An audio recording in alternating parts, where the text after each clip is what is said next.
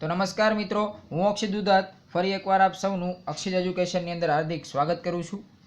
આપણે ધોરણ 8 જેનું સામાયિક મૂલ્યાંકન કસોટી બરાબર છે એનું સંસ્કૃતનું પેપર છે જે આવી ચૂક્યું છે સપ્ટેમ્બર 2020 બરાબર એનું. તો આજે આપણે આ વિડીયોની અંદર તેનું સંપૂર્ણ સોલ્યુશન એકદમ સરળ રીતે આપણે કરવાનું છે. તો ચાલો ફટાફટ આપણે જોઈએ. અને બીજું દોસ્તો કે તમે જો હજુ સુધી આ ચેનલની અંદર નવા હોય તો પ્લીઝ ચેનલને સબસ્ક્રાઈબ કરી દેજો, વિડીયોને લાઇક કરજો અને શેર કરજો તમારા મિત્રો સુધી, જેથી કરીને એને પણ સરળતાથી આ વિડીયોના આન્સર પ્રાપ્ત થઈ શકે. તો સૌથી પહેલાં પ્રશ્ન એક છે, ફકરા પરથી જવાબ આપવાના છે. પહેલો સવાલ એવો હતો, કાકહ કિમર્થ ભ્રમતી. તો એનો જવાબ દોસ્તો શું આવશે કે કાકહ જલપાનાર્થ ભ્રમતી. બરાબર છે, જોઈ લેજો અને લખી લેજો. ત્યારબાદ બીજો છે કાકહ કિમ પશ્યતિ. તો કાકહ એકમ ઘટમ પશ્યતિ. બરાબર છે. ત્યારબાદ ત્રીજો સવાલ છે દોસ્તો કે જલમ કુત્ર અસ્તિ. બરાબર છે, તો કે જેમાં જવાબ આવશે જલમ ઘટે અસ્તિ. બરાબર. ત્યારબાદ ચોથો છે કે કહ સંતોષેણ જલમ પીબતી. બરાબર છે, તો એનો જવાબ દોસ્તો આવશે કાકહ સંતોષેણ જલમ પીબતી.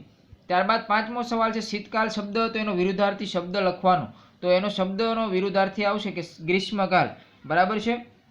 ત્યારબાદ પ્રશ્ન 2 કે વર્ગખંડમાં જોવા મળતી 5 વસ્તુના નામ. તમે જોઈ શકો છો વર્ગખંડની અંદર ટેબલ તો ઉત્પીઠિકા, ત્યારબાદ છે પુસ્તક પુસ્તકમ, કેલ્ક્યુલેટર એટલે ગણનયંત્રમ, પુસ્તક એટલે પુસ્તકમ અને ઘડિયાળ એટલે કે ઘટા. તો 5 વસ્તુ જોવા મળે છે.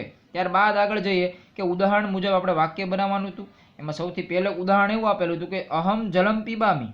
તો એનું જે કંઈ વાક્ય શું બનશે, તો કે એનો જે વાક્યનો જવાબ હતો એવો આપેલો છે કે માલા જલમ પીબતી. બરાબર. તો આ રીતે આપણે વાક્ય બનાવવાના છે. એમાં પહેલું આપેલું હતું તમને કે અહમ શ્લોકમ લિખામી. તો નીચે તમને જવાબની અંદર દોસ્તો રમેશ આપેલું છે. બરાબર છે, અને હવે જવાબ પૂર્ણ કરવાનો છે. તો રમેશ શ્લોકમ લિખામીનું થઈ જશે લિખતી. બરાબર છે, બરાબર રીતે લખી લેજો.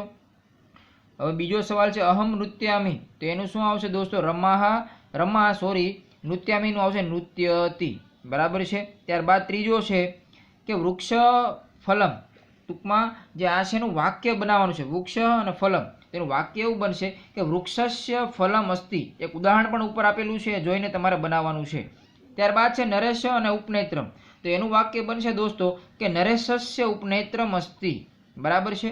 ત્યારબાદ ક્વેશ્ચન નંબર 4 છે વાક્યને સંસ્કૃત ભાષામાં લખવાનું છે. તો સૌથી પહેલું છે આ પંખો છે, તો એનું શું આવશે કે એતત વ્યંજનમ.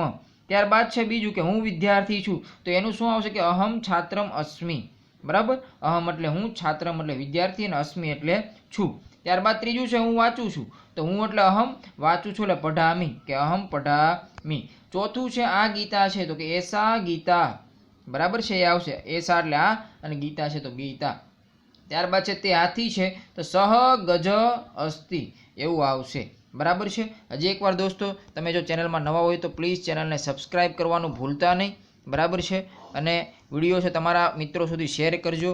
આગળ જોઈએ હવે આપણે પ્રશ્ન 5 છેલ્લો છે. શ્લોક આપેલો છે, પૂર્ણ કરવાનો છે. એકદમ ઇઝી છે કે શ્લોકમાં શરૂઆતનું આપેલું છે તનવા મનસા અને છેલ્લે હિતાર્થ જીવામ આપેલું છે. તો આ ટાઈપનો આખો શ્લોક આવશે તનવા મનસા હિતમ ચરંત સદા ગુરુન ગુરુ અનુગચ્છામ ભારત માતુ સેવા સત્કાર અને દેશ હિતાર્થ જીવામ.